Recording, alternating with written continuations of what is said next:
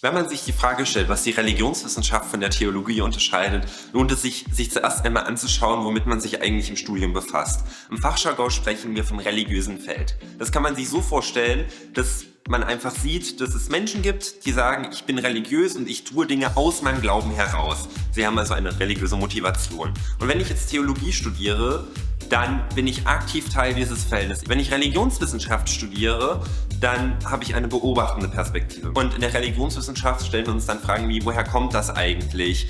Warum tun die Menschen das? In welchem historischen und gesellschaftlichen Kontext steht es?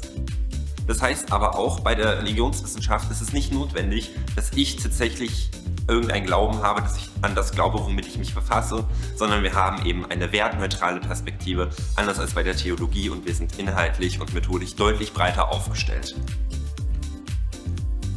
Als ich überlegt habe, was ich gerne studieren möchte, war für mich relativ schnell klar, dass ich in die gesellschaftswissenschaftliche Richtung gehen möchte. Und das Thema Religion fand ich schon immer irgendwie spannend und war auch selber kirchlich aktiv. Bin dann auf Religionswissenschaft gestoßen und ich habe mich in dieses Studium verliebt wegen den breiten Inhalten, die angeboten werden, wegen der vielseitigen Methodik und den ganzen Kompetenzen, die man hier erlernt, und habe mich dann für den Studienstandort Leipzig entschieden, weil es hier eben auch einen besonderen Schwerpunkt auf Südostasien und Ostasien gibt.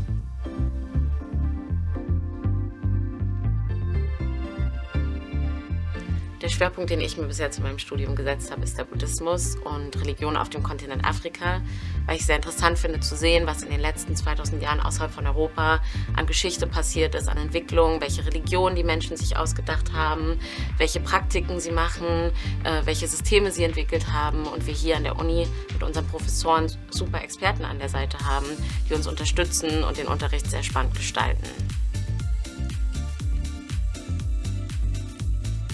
Leipzig ist eine sehr junge und eine sehr grüne Stadt, in der man viel unternehmen kann und es auch sehr viele Angebote gibt.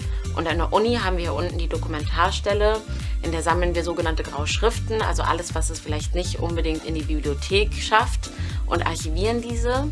Und wir haben als Studenten die Möglichkeit, darauf zuzugreifen, uns hier zu informieren, auch Praktika zu machen, und auch die Leute, die hier arbeiten, stehen uns dann immer beratend zur Seite. In der Religionswissenschaft bilden wir nicht für ein konkretes Berufsbild aus. Man erlernt eine Vielzahl an Methoden und arbeitet sich in viele Themen ein. Und dementsprechend vielfältig sind auch die Berufsperspektiven. Man kann beispielsweise für NGOs arbeiten, man kann in den Journalismus gehen, im Wissenschaftssystem bleiben und noch so vieles mehr. Mein persönlicher Favorit ist der Bildungsbereich, weil ich einfach im Studium gelernt habe, wie wichtig es ist, Kompetenzen im Umgang mit Religion zu haben, Verständnis zu haben für religiöses Leben, und ich möchte einfach meinen Teil dazu beitragen, dieses Wissen weiterzutragen. Am meisten überrascht hat mich einerseits, dass Religion in allen Sphären der Gesellschaft zu finden ist. Von Popkultur bis Politik beeinflusst es eigentlich alles. Und auf der anderen Seite habe ich von mir selbst nie als jemand gedacht, der wissenschaftliches Arbeiten wirklich spannend finden kann und gut darin sein kann. Und zu merken, dass aber auch, wie ich persönlich an Probleme herangehe, mittlerweile sich verändert hat dadurch, war für mich auch sehr überraschend.